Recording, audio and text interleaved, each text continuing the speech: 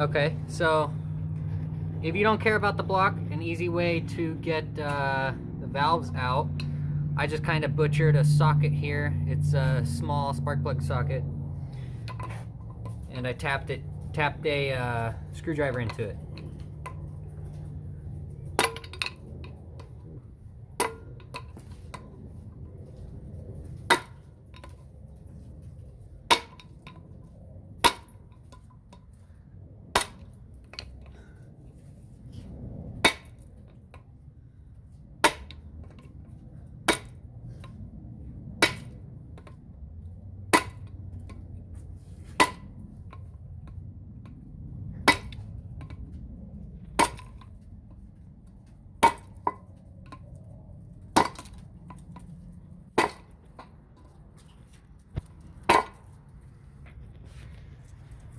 All with hitting it, mallet, screwdriver, and I'm stripping this down for scrap since it's not